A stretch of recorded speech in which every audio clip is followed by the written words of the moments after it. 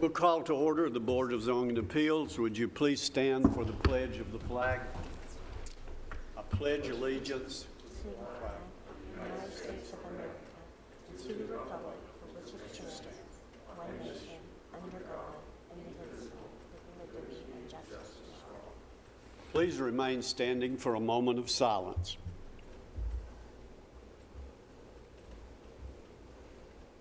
Thank you.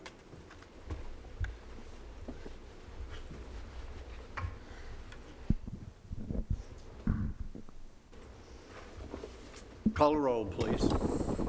Mike Curtis. Here. Amber Brown. Here. Jerry Sartain. Joe Here. I'm sorry. You were being quiet. Joe Machoto. Gary Farley. Renee Curtis. Here. Zane Cantrell. Present. We have a quorum. I think Gary Farley, he had a previous meeting, couldn't be here tonight. Joe Machoto called me earlier and said that I believe he just got out of rehab, so he's doing better and he hopes to be back here in January.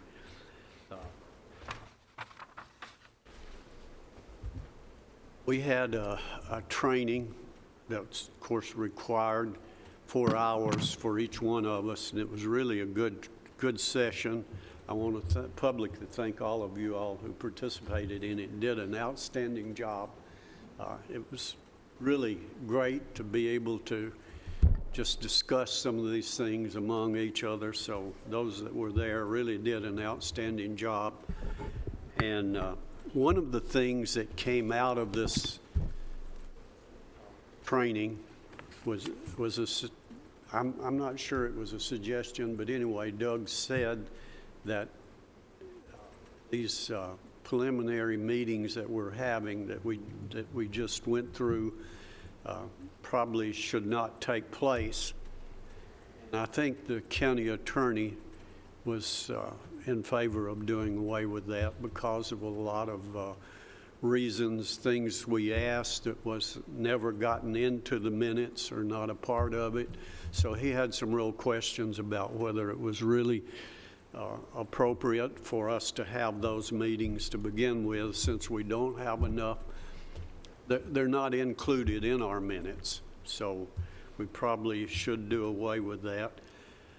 But if we do, there's, I don't feel like that we need to make that decision, but it's probably more an administrative decision. But I do want the county attorney to look into it to make sure there's no legal precedent that for us to not be able to do that. And to make sure that the county mayor knows about it and that he also approves that. So rather than just Doug making that decision alone or the BZA making that the county attorney and the county mayor is both on board with that change. And having said that, I do think that the meeting should start at 4 o'clock if that's going to happen, and it be publicized in whatever means that needs to be done, so everybody will know that it starts at 4 o'clock instead of 4:30. The primary meeting would start at 4 o'clock. So those are a couple of things that needs to be ironed out. We'll try to do that by the January meeting. If not, then we'd have to delay that till February, depending upon the county mayor's reaction to all of this. I do think that he needs to know about it and he needs to make an approval of it. Now, I'm not sure that needs to go to the county commission. He may decide that the county commissioners need to be aware of it. So those are some things that needs to be decided before that is actually done. Do I have any comments by any of the BZA members? Oh, okay. Mr. Chairman. Danielle, do you want to Mr. Chairman, yeah, we discussed it very thoroughly at that training session, and I can see the legal standpoint from the county attorney's viewpoint on making that change. I'm flexible either way, and for whatever time. Danielle, do you have anything that you wanted to add to that? Regarding the pre-meeting, I have absolutely nothing to add. Whatever's decided, we'll just go with it. I definitely, like Mike, understand from Mr. Christensen's point of view how it could put us, it could result in our decisions not showing in the record that we've considered certain things that were discussed at the pre-meeting, but, and that was the main thing, and also the preparation of minutes. We've not been we don't prepare minutes for the pre-meeting, and technically we were told that it's required for all public meetings. Well, so. I'd be interested to know if we're talking about doing away with something that's never been questioned, what are we worried about? Meaning,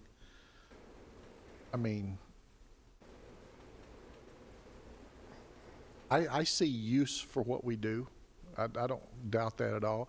I see the attorney's point, but I don't shake over something that hasn't been protested before anyway. So, And that's a question we can take back and ask. I don't want to guard against something that's not a problem. I've looked into other jurisdictions, and they weren't able to identify other jurisdictions that had it, but okay, no one's complained about it, so why isn't it an issue? So, I can ask but I think it's just a matter of wanting to cover our bases and making sure that everything gets into the record, and also keeping minutes for an additional meeting, so. Yeah, my thinking on starting this at 4 o'clock, most of us this is our regular time that we would be here at 4 o'clock.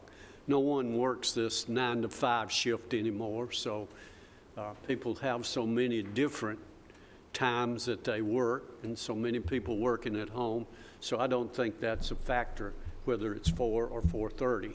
So if we start at 4, that will also give our people who work a little bit more time to get all the business over with and get home, which I'm sure they'd like to do. I'm sure they don't go back to their office and stay very long.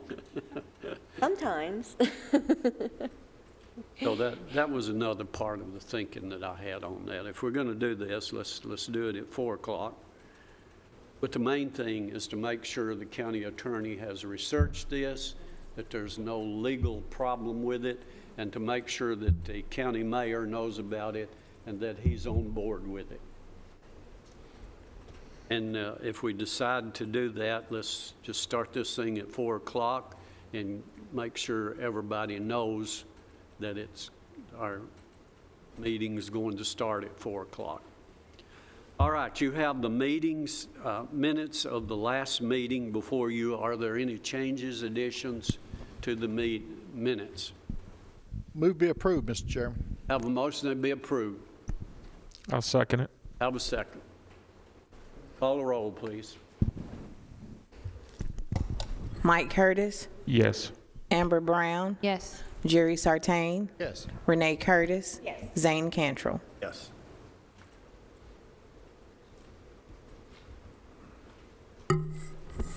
Renee, did you want to give us any instructions? I appreciate what you did in getting all this together. We're going to go to Marius on the square, be there around 5.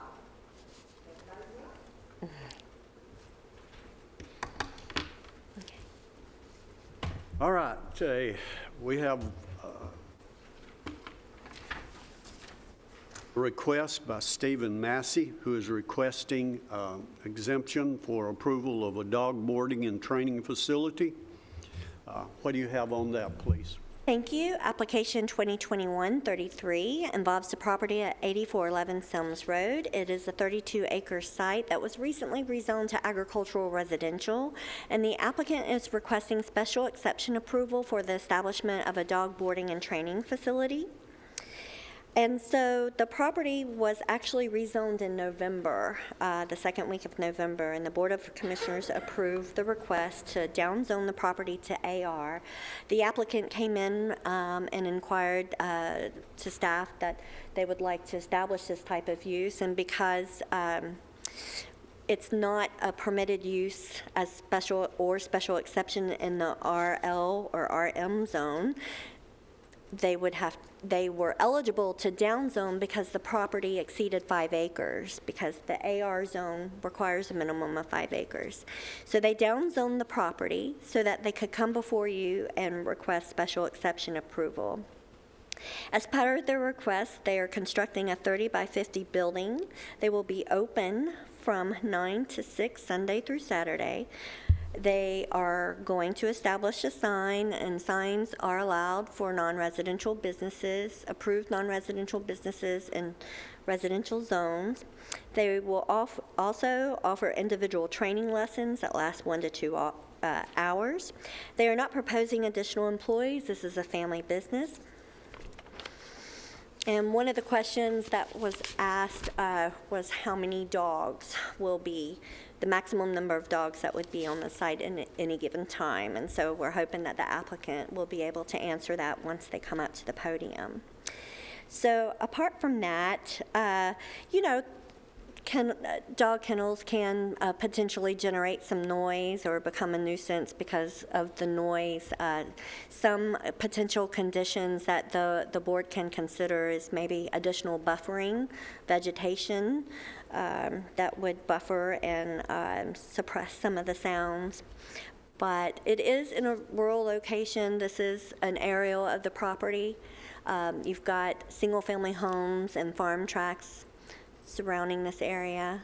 This is an existing home that's on the property. They are in the process of building another home on the property, or they have pulled the permits. And because the property is over 15 acres, the zoning code allows you to have 2 principal structures on a parcel greater than 15 acres. And so we kind of took the plan that was provided by the applicant and made something a bit more easier to see, and they'll have a garage at this location. This is the home location, and then the kennel will be located towards the middle of the property. And we did not receive any calls regarding this request, but there were informational calls for the rezoning request, and no one indicated opposition. And that concludes our presentation. Do we have anyone here representing this request? If you'll come around to the podium, please. Give us your name and any additional information you want to share about this proposal. Good evening. I'm Stephen Massey. I think the major concern is with the nuisance of the barking and the noise nuisance, and I am very cognizant of that, and plan to instill measures so I'm not a nuisance to my neighbors. I'm on good terms with all of them. So the building will be insulated, and that'll be dual purpose. It'll be to help insulating for sound, and also so it'll be a 365-day-a-year building that we can use, hot, cold, whatever the climate is like during that time. It'll be usable. It will be the main purpose of the building will be a training facility. So the boarding that we speak of would just be like occasional boarding for the clients of the dogs that we had trained. If they go on vacation around a holiday, if they need to go see some family members, it'll just be boarding like that. One of the questions was maximum dogs expected on the premises. So I have like 6 dogs of my own, and then whatever occasional boarding that there would be, which I would estimate 10. If I get more than 10, it's really more than I can handle. So my workload would be around 10, so that would put about 15 dogs on the premises at any given time.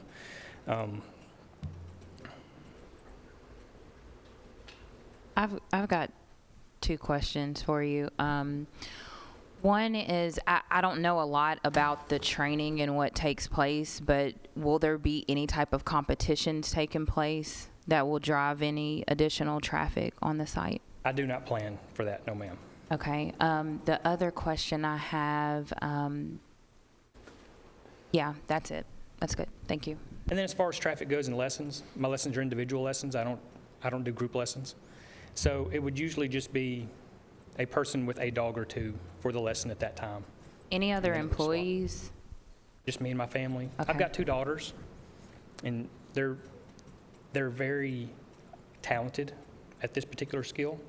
So they show an interest in it now, so we'll see how that goes. It may just end up me. Okay. I understand. Thank you. Right. So I'm your neighbor. Oh, hey. Yeah, hey. I live on 269, but I also own the 25 acres across the street. Gotcha. Okay. Okay. And I am concerned about the noise, because I know if you go by the pound in any county, it's really loud. Yeah. Now, are you training for the sheriff's department, or just anybody? So mostly it's pet lessons. Pet lessons? I do some consulting, or will be able to do some consulting with some police departments if they're having some dogs that they're having some problems with. That kind of is my specialty, if you will. But the bread and butter of it will be pet training. And I forgot to mention one of the other things that I like to utilize to help control some of that is anti-bark collars. Anti-bark collars? Yeah. Do they work? Because I have one that needs one. Okay. Yes, ma'am. They certainly do. And the thing about them is they're very consistent, and that's why they work. Okay. Yeah, they don't, and it takes you out of the equation. Now, the training, is this going to be defense training, or what type of dogs are we looking at in the neighborhood? Are we looking at a lot of the German Shepherds and what's the other breed that the sheriff's department used? The Belgian Malinois? That, yeah. Yes. Yeah. Because there was one out in the spring that was Roman, and I don't know where that came from. That was my dog. Oh, okay. That was my pet Your dog. pet. That was It didn't look vicious by any means, but No, he's a sweetheart. Yeah. And I have no idea what spurred that, unless there was another dog in heat Yeah. somewhere, because he never does that. what type of fencing are you going to have to secure these dogs, since they could be on the defense training? you Yeah, know? so right now I have farm fencing, but when the building is completed, Uh-huh. there will be 6 to 8 foot fencing around the turnout areas where the dogs will go. And then the actual training area will also be fenced, where the clients come to. So is it going to be tilted where they can't climb over this fence, or how does that construct? Typically, we don't have the tilted fence, kind of like around a jail or something. Right. Right, yeah. But for the business side of it, those types of dogs, there's not going to be. Okay. That's not going to be the main focus of what we do. Now, how do you dispose of the waste? I know it's going to be a concrete slab. You hose it off. Where does it go? Yeah, I'm hoping to get with the building, a second perk site. Oh, And so it'll have in its own. Christiana? I hope, Honey, you better pray to God. yeah. Yep. But if not, they also have some other types of things called like doggy doolies, which are also buried containment, but it's not like a full-on septic system. Okay. And do someone come and empty it? It should pretty well take care of itself through enzymes and things that you add to it. Okay. It'd be like kind of like a Right. septic tank. Right. But yes, if it needed it, you could absolutely pump it. Yeah, okay. Anything else you think we need to know about the business and the neighbors? Because a lot of the neighbors weren't aware, even though, how you get all kinds of mail that you don't ever look at. I'm sure that's what the problem was. It wasn't the girls. They sent them out. They said they sent 19 letters out to the neighbors. Oh, yeah, wow, yeah. Not that I can You've been think on of. Sims Road for a long time now, haven't you? Yeah. We've been there going on 6 years. Yeah. Yeah. I was supposed to have that house completed the first year. Oh, my goodness. Yeah. If I don't hurry up and finish it, I'm in trouble. So you have started the house? Mm-hmm. Yeah, so the structure's up. We're at the electrical phase, Okay. so it's moving slowly, but it's Well, moving. I would think that you too would want this to be quiet and not an eyesore and safe and Yes, ma'am. things for him and yourself. Yes, Okay. ma'am. Thank you. Jerry? So I've heard you talk about inside your building is going to be insulated, but then I heard you say your training was going to be outside. So how is it? Well, the dogs that are being housed inside, so the barking part of it. But there won't be, the outside dogs should be there for just training. So there won't be 15 dogs running around outside all at once, creating a lot of havoc. You're not just turning them out for exercise and letting them go. Right, yeah. So let me run something by you. If I was to make a motion today, we've talked about that you must have some waste disposal measures, that you would use collars. You would have the buffers around the dog areas. I put down 12 dogs maximum. That doesn't include your own. No events held up without additional permits. And if we got into calls about noise,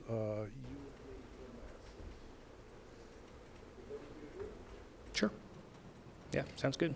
thank you. All right. I've got a couple questions that are associated with your property. From the county's GIS imagery that was captured in February of this year, I see a lot of white oblong structures on the property, just north of the two slabs. Are those construction related? Yeah, that's Okay. my house. That's that's your house unassembled. It's like a Lego kit, right? Yes, sir. Yeah, it was. I built that of things called SIPs. They're structurally insulated panels, Okay. and it's, yeah, they came as panels. Okay. And then the only other construction that's happened since February is just the house construction. Yes, sir. I think you already answered that. And then there's, I think staff mentioned that there is one other residence on the property in addition to the one you're building. Yes, sir. That's the one we're living in now. Okay, so that'll be two total then. Okay. And I think you've answered all the other questions I had, so thank you. All right, great. When do you think you'll have this ready? You know, it's got to go through site review and so on. What's your timeline? I'm hoping to get things rolling in the beginning of the year, but my residence right now is taking priority. So after completion of the house, So this could be a year or so down the road? Yes, sir. Okay. Thank you. You may be seated. All right, We'll thank you, open this for a public hearing for anyone who'd like to speak on this request. Close the public hearing. Is there any further comments? I'm ready to make a motion, if that's okay. Have a motion that be approved. Do we have a second? Well- Second, please. Have a second. My motion, Any further discussion? comes with those conditions that I mentioned. Do I need to read them to you? Yes, I have the 12 dogs max, not including personal pets. No bark collars. Okay. What was your wording for the buffering around the, We agreed to put buffering around the dog areas, okay, waste disposal measures, okay, and no events. okay, without special event permits, okay. I don't know, Danielle, administratively where this puts a burden on you, but if we get calls about noise, he needs to come back and see us. Okay. That's my motion. To be Sounds like approved. a good one.